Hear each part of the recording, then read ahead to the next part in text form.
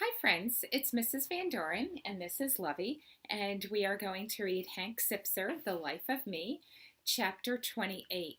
When we left off, Nick McKelty, the bully, finally got caught ding-donging a student.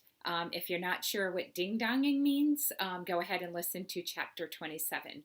It involves chocolate, and it's kind of disgusting, and it was very distracting for another student, Chelsea. So, chapter 28. Mr. Rock bent down and picked up the ding dong wrapper off the floor. He pulled at his collar and loosened his tie, just like my dad does when he's really mad. Nick, I can't believe you would do something like this, he said. I was hungry, Nick said, so I had a little snack. Can I help it if I'm a messy eater? You intentionally tried to distract Chelsea, Mr. Rock said. That was wrong, Nick. Do you understand that? McKelty gave a, so what's the big deal kind of shrug. Even if he was feeling bad, he sure wasn't going to let Mr. Rock see it. There will be consequences for this, Mr. Rock said. Severe consequences. For starters, I'm going to call your father right after class, even if he is hanging around with the President of the United States, which, by the way, I doubt very much. And tomorrow, you're going to have a nice, long visit with Principal Love. I think you'd better get used to the detention room, because you're going to be seeing a lot of it. Chelsea was on her hands and knees, picking up the pages from her scrapbook and trying to shake the water off them. I don't think I can finish the presentation, she said to Mr. Rock. Another time, Chelsea, Mr. Rock said. You've done a fine job, and I'm very happy to see how much your reading skills are improving. Everyone gave Chelsea high fives as she took her seat in the front row. So, Hank, you're next, Mr. Rock said as he perched on top of the desk McKelty was sitting in. I could tell he was going to keep a close eye on him. Think you're okay to go on? I was more than okay. I was pumped up. I wanted to get up there and do the best presentation I'd ever done. I wanted McKelty to know that his bully tactics didn't work in the reading gym. I wanted to get even with him, not just for me, but for Chelsea and everyone else who was too shy to stand up to him. You bet, I told Mr. Rock. Teach that guy a thing or two, Ashley whispered as I went up to the front of the class. Yeah, Frankie agreed with Ashley. You're the dude to do it. I placed my scrapbook on the table and looked out over the class. Zoe was smack in the middle of the front row, and I could feel her eyes on me, her turquoise eyes. The presentation I had planned for today was to show you all my life story scrapbook, I said. Here it is. It's filled with lots of wonderful memories from my past. I worked really hard on putting it together, but because of what just happened, I've changed my mind. I'd like to talk about another part of my life, one that is not so easy to talk about. Mr. Rock stood up from his seat on the desk. He looked surprised and curious. For most of my life, I had learning differences and didn't even know it, I began. I always knew that most subjects in school were hard for me. Spelling, math, reading, handwriting. My best friends, Ashley and Frankie, sailed right through them with no problems. Me, I always had problems.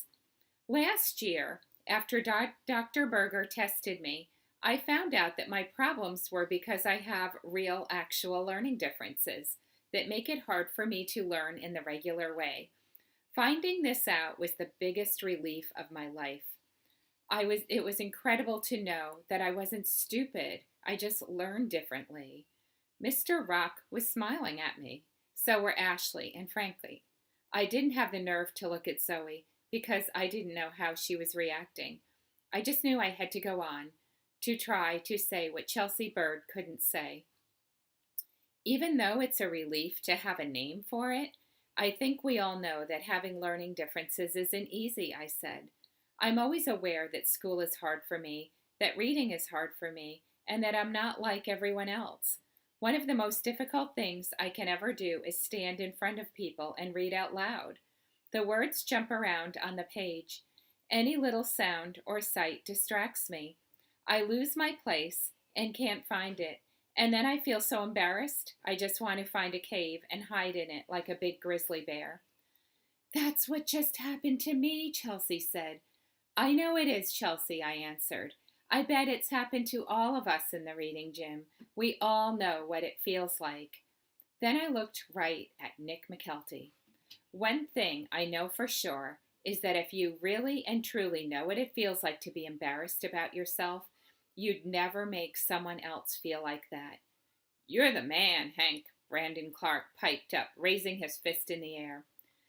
The thing about us kids with learning differences is we're just like everyone else in most ways, I said, walking over to Nick so I was standing right in front of him. We're smart, we're funny, we're nice, we have lots of talents, and we don't want to feel bad about ourselves just because we need some extra help in school. You tell that dude, Philippe Angular called out. Making fun of us is not okay, I said right to McKelty's face. Go, Hank, Sloane Wilson called out. And making us feel bad about ourselves is not okay. It sure isn't, called out her sister Casey. And being rude is not okay. You know it, shouted Luke Whitman with both nostrils finger-free. And most of all, Nick McKelty, being a bully and picking on people who you think are weak is definitely not okay. Not ever. Am I right, guys? Everyone in class jumped up on their feet and started to scream and yell and whistle and applaud. But I only saw one person, the one who was applauding the loudest, and that was Zoe McKelty. So, I love that chapter. On to chapter 29. We are next time. We are almost finished with the book. I'd love to hear your reaction on Hank standing up to Nick. How did you guys feel about what he said? And do you think it will help things in the class and make things better? I sure hope so. So have a great day. This is going to be a nice stretch of weather, so get outside and look around. There's just so many nice things to see in the spring. Lots of new growth and animals, and so get outside, enjoy yourselves, and until next time.